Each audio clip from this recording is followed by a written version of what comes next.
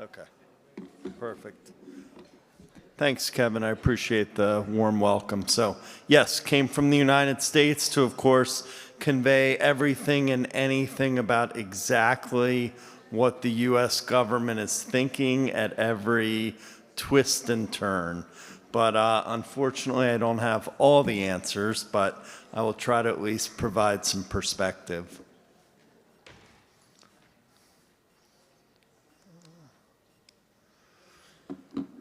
Great. So just to give you a little bit of sort of policy background, because I think this is relevant, right? The Section 301 investigation related to sort of maritime logistics and shipbuilding actually was initiated during the Biden administration.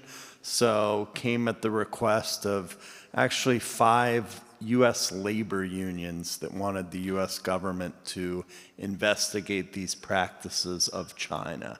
And so I think that's an important piece to sort of understand. And I guess the other thing I would add is the statute under which this investigation occurred, Section 301, is different than some of the other actions that the U.S. government is taking. For instance, some of the tariffs against sort of worldwide imports are under different legal authorities, and some of those actions have been challenged. But for the most part, the Section 301 measures, whether you go back to the first Trump administration or the more recent ones, really haven't been successfully challenged in court. And so the reason I mention that is we fully anticipate that these fees will come into effect in October, and at least there's unlikely to be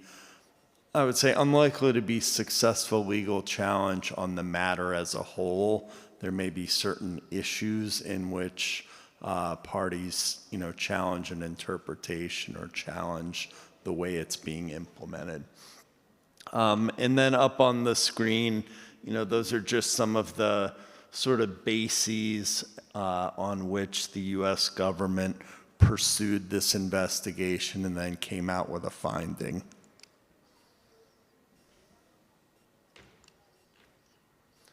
Okay, this is just designed to give you, again, sort of a very rough timeline. Started back in April 2024. Interestingly, the final rule came out in April 17th, 2025, and we're now nearly 6 months after that, and we have very little in the way of U.S. government guidance. But the interesting thing is, of course, this relates to the piece that I'm really going to be talking about, which is Chinese owned, operated, or built vessels, but there are other provisions of the law, for instance, related to LNG exports and other matters. So this investigation covers all of that. As noted on the slide there, and I'll discuss in more detail, there's been sort of a 6-month phase-in period. So from April 14th, 2025 to October 14, 2025, the fees were 0. And so at the October 2025 date, they will then come into effect.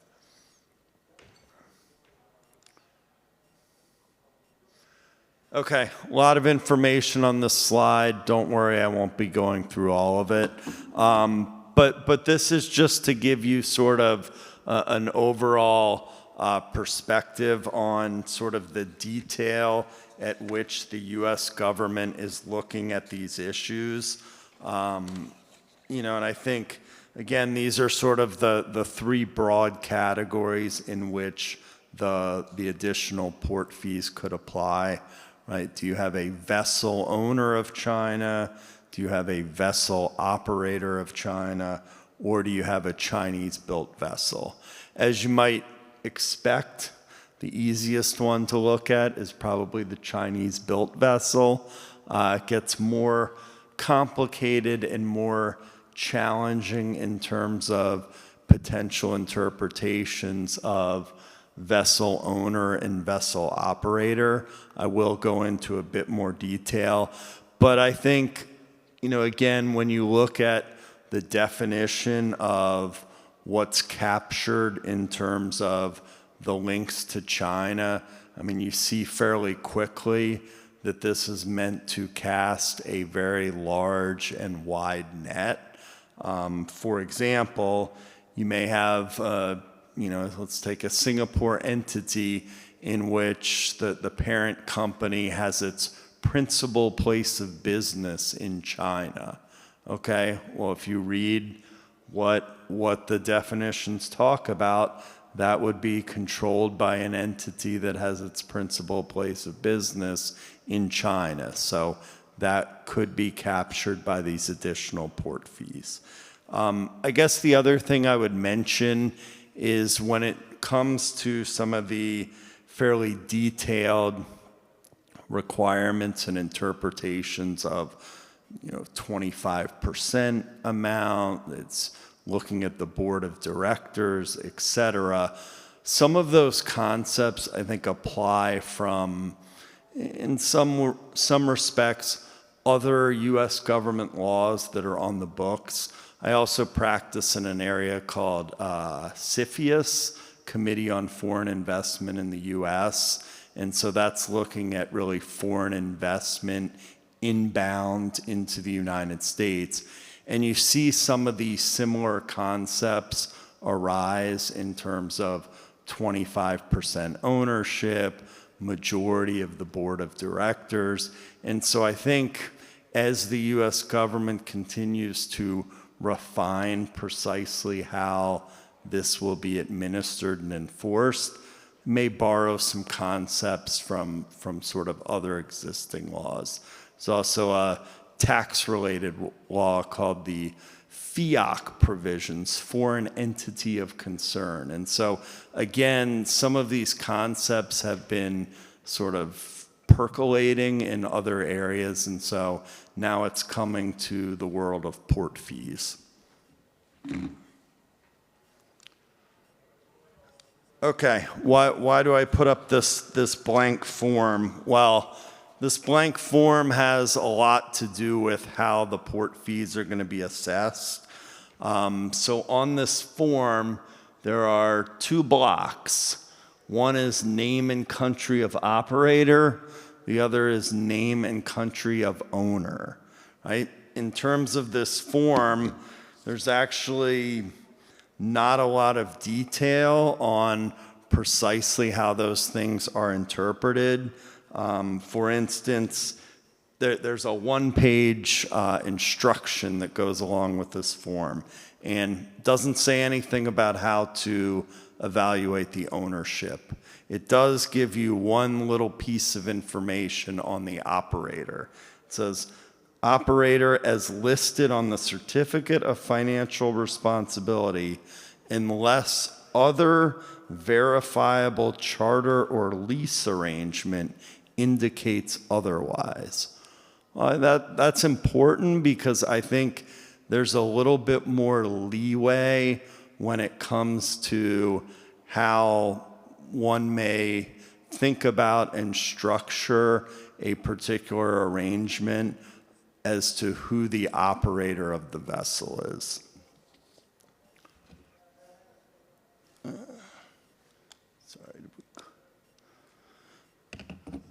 Okay, this is just to really demonstrate what the actual port fees are themselves.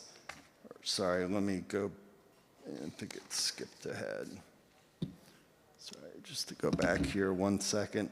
And so in looking at how a company may address and think about these issues, I think one is looking at the historic way in which this form was completed on behalf of, prior voyages to the United States.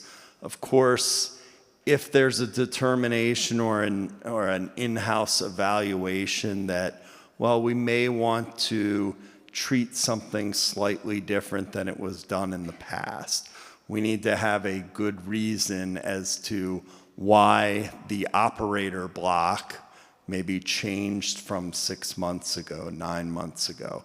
Do we have a different lease arrangement? Do we have a different, chartering arrangement? And so I think looking at how that's been done in the past is key, because certainly consistency is something the U.S. government tends to look at and consider. And then, if you look at, for instance, the owner block, right, that's typically listed on a ship's registry. I think there are some really sort of interesting and somewhat challenging issues when it comes to ownership, right? You may have really a leasehold company that is, leasing something pursuant to a bareboat charter. Okay, well, is the U.S. government going to consider that Chinese legal title holder as the owner? Or is there some argument to be made that, well, it's under a bareboat charter where essentially the charterer is, running the ship and also in sort of control of the ship in some way, right? It's a lease arrangement. And so, unfortunately, there's not a lot of clear guidance from the U.S. government at this point as to how something like that would be interpreted. When it comes to operator, again, as I said earlier, I think there's a little more leeway and flexibility in how companies are able to structure things to designate particular entities as the operator, right? So operators could be technical managers, they could be commercial managers, they could be, document of compliance holders. But then you look at, okay, well, a time charter, a voyage charter. I mean, there are certainly instances or situations where those parties don't assume responsibility for the operation of the vessel. So there could be instances where a time charter or a voyage charter is not technically the operator. This is just a slide really on the fees. I'm not going to spend too much time here. I guess the only piece I would add is when you look at Annex 2, there is a mechanism by which a party that orders and takes delivery of a U.S.-built vessel of equivalent or greater tonnage to get essentially an exemption from the port fees for up to 3 years. Obviously, in talking to lots of people in the industry, that's really, really difficult. And in fact, the regulations make it even more difficult than it appears at first blush, because it has to be, again, U.S. built, documented under the laws of the U.S., major components of the hull and superstructure of the vessel must also be manufactured in the U.S.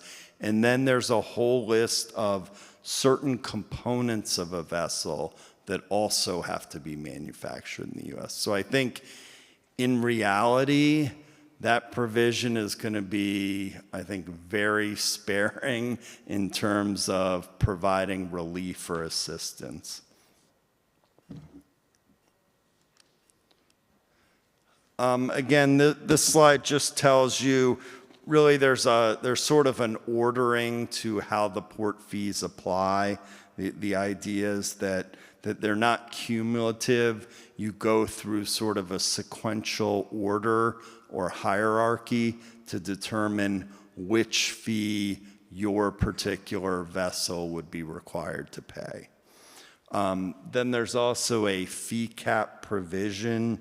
So Annex 1 and 2, again, those are the ones about Annex 1 is the vessel operated or owned by a Chinese entity, and then Annex 2 is about Chinese-built vessels.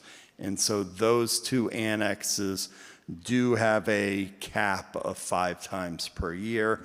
It doesn't say it anywhere, but we have to assume, I think, for the time being, that that would be a calendar year.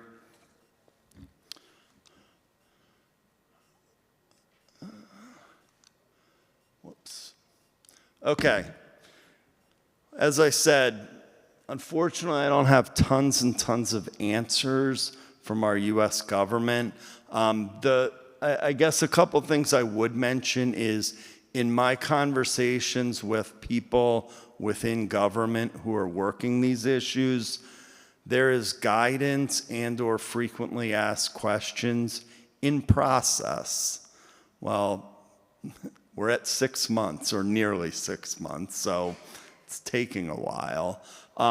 But my understanding is there will be some guidance or frequently asked questions issued here fairly soon.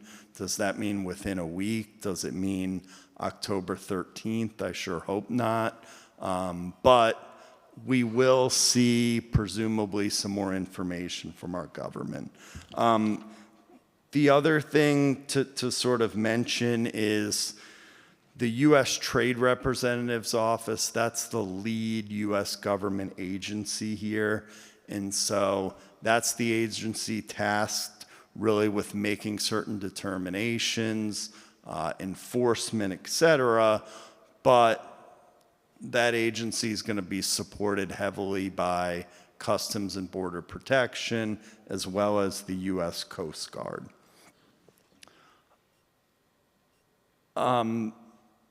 Right, so in terms of the ability to pay port fees prior to a vessel's arrival, our understanding is that there is supposed to be a system in place where that is capable of being done up to 3 days prior to the vessel's arrival in the U.S.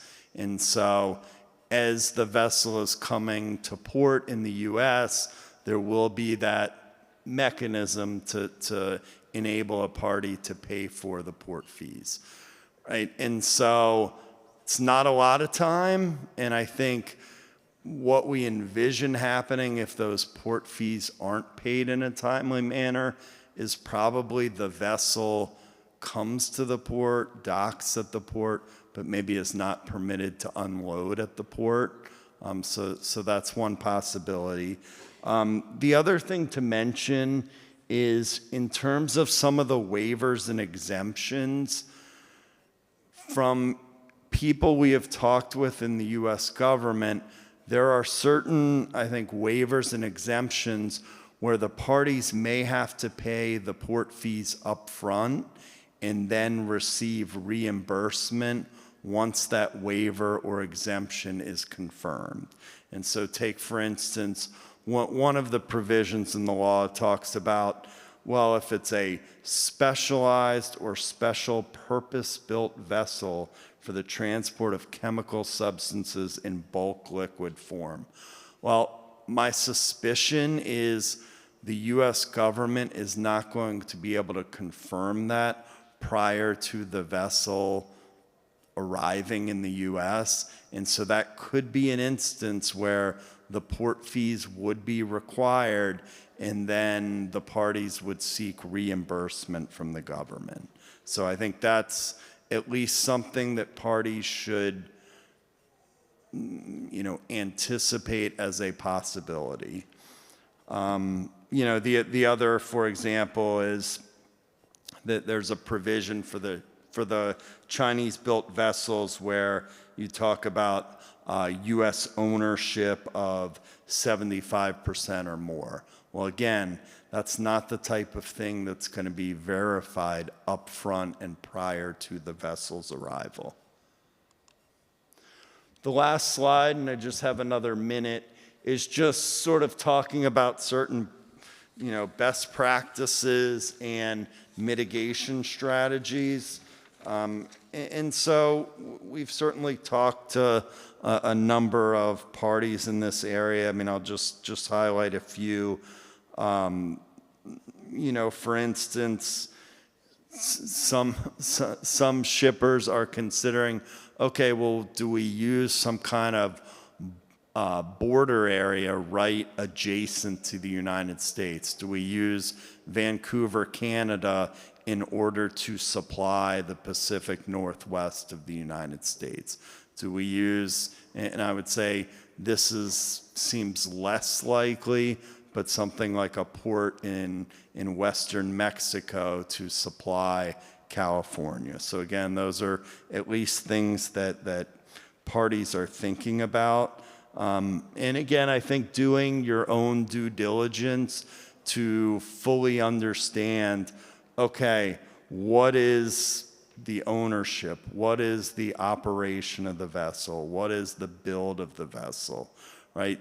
Really digging into those things up front, having a system in place to check and verify that before entering into arrangements with counterparties is key.